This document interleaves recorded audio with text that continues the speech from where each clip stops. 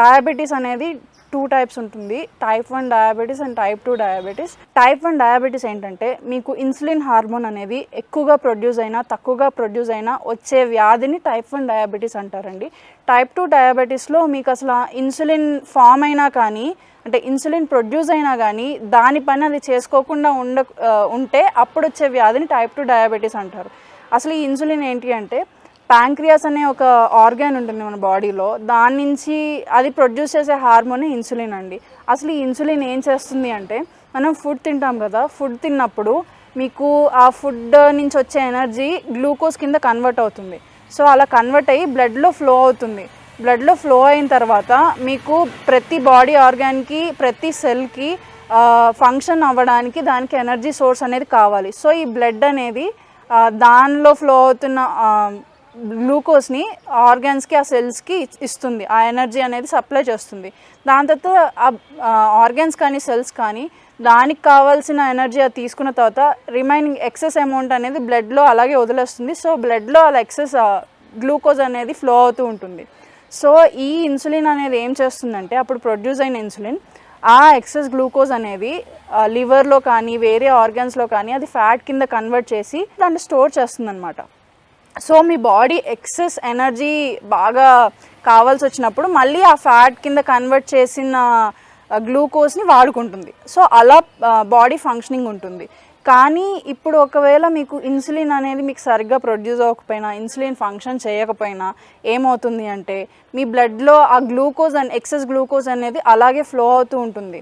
ఒకవేళ అలా ఫ్లో అవుతూ ఉంది ఏం ప్రాబ్లం అనుకోవచ్చు, కానీ ఆ టైంకి అది ఫ్లో అవుతూనే ఉంటుంది. మళ్ళీ మనం ఫుడ్ తీసుకుంటాం కదా, మళ్ళీ ఫుడ్ తీసుకున్నప్పుడు మళ్ళీ ఈ సైకిల్ అంతా రిపీట్ అవుతుంది. మళ్ళీ ఈ గ్లూకోజ్ ఆ ఫుడ్ అనేది గ్లూకోజ్ కింద కన్వర్ట్ అయ్యి మళ్ళీ బ్లడ్లోకి వస్తుంది. అలా ఎక్సెస్ అమౌంట్ ఆఫ్ గ్లూకోజ్ అనేది బ్లడ్లో ఎక్కువైపోతుంది. దానివల్ల బ్లడ్ గ్లూకోజ్ లెవెల్స్ ఎక్కువ అవుతాయి. దానివల్ల చాలా ప్రాబ్లమ్స్ వస్తూ ఉంటాయి. సో ఇన్సులిన్ అనేది అందుకని చాలా ముఖ్యమైన హార్మోన్ అండి. సో అది సరిగ్గా పనిచేయకపోతే మీకు వచ్చే వ్యాధి పేరే డయాబెటీస్. దాంట్లో టైప్ 1 టైప్ 2 చెప్పాను కదా ఇందాక.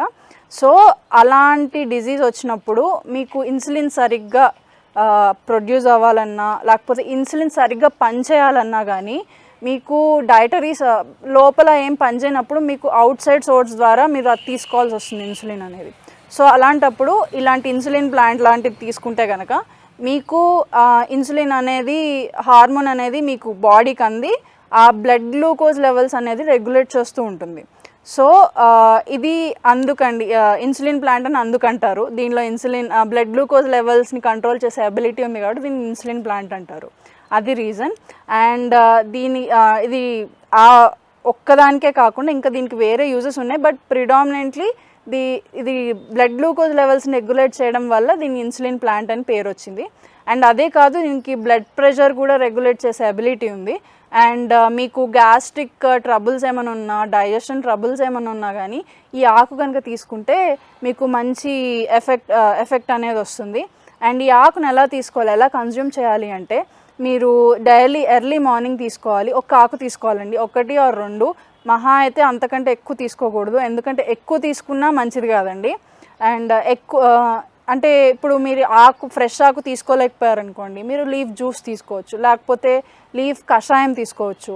ఆర్ఎల్స్ ఈ ఆకుల్ని ఎండబెట్టి ఆ పొడి చేసుకొని ఆ పొడి తీసుకోవచ్చు. పొడి అంటే ఇప్పుడు మీకు 1/2 to 1 teaspoon దాకా తీసుకోవాలి డైలీ, అంతకంటే ఎక్కువ తీసుకోకూడదు. అండ్ కంటిన్యూస్గా డైలీ తీసుకున్నామని ఓవర్ ఏ పీరియడ్ వరకు మొత్తం అలా కంటిన్యూ చేయకూడదు. కొంత పీరియడ్ వాడుకున్న తర్వాత గ్యాప్ తీసుకొని మళ్ళీ వాడకం స్టార్ట్ చేయాలండి. కంటిన్యూస్గా వాడడం అయితే చేయకూడదు. ఎందుకంటే ఫ్రీక్వెంట్గా మీరు మీ బ్లడ్ గ్లూకోజ్ లెవెల్స్ని చెక్ చేసుకుంటూ అది కంట్రోల్ అవుతుందా పెరుగుతుందా అనేది చెక్ చేసుకుంటూ మానిటర్ చేసుకుంటూ ఇది వాడుకోవాల్సి వస్తుంది. అండ్ ప్రొలాంగ్డ్ యూజ్ అనేది ఎప్పుడు దేనికి మంచిది కాదు. సో అండ్ మీరు ఈ ఆకు దీని ప్లాంట్ మెయింటెనెన్స్ వచ్చేసి దీనికి ఎక్కువ వాటర్ అవసరం లేదండి, కొంచెం తక్కువ వాటర్తోనే బతుకుతుంది.